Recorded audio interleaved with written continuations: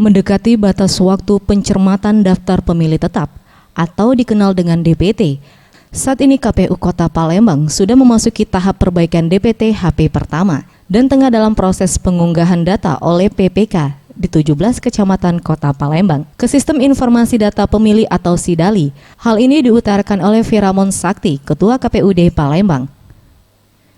Ia menambahkan, proses pencermatan daftar pemilih tetap ini berbeda dengan pencermatan DPT pada pilkada lalu.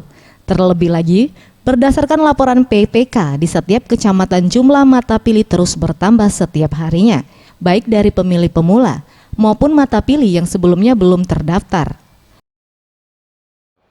Tentang perbaikan DPT HP 1. Nah, untuk pada fase ini PPK saat ini sedang melakukan upload data yang dimana data kemarin yang sudah kita turunkan ada yang kita berikan ke teman-teman PPK yang ada di KPU Kota Palembang.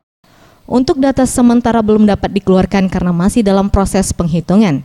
Sejauh ini, yang menjadi sorotan adalah pada data hasil tanggal lahir ganda, di mana berdasarkan penghitungan data yang diturunkan, terdapat 680 tanggal lahir ganda dalam kategori K1 di Kecamatan Alang-Alang Lebar, dengan 198 dalam kategori K3 dan 143 dalam kategori K4.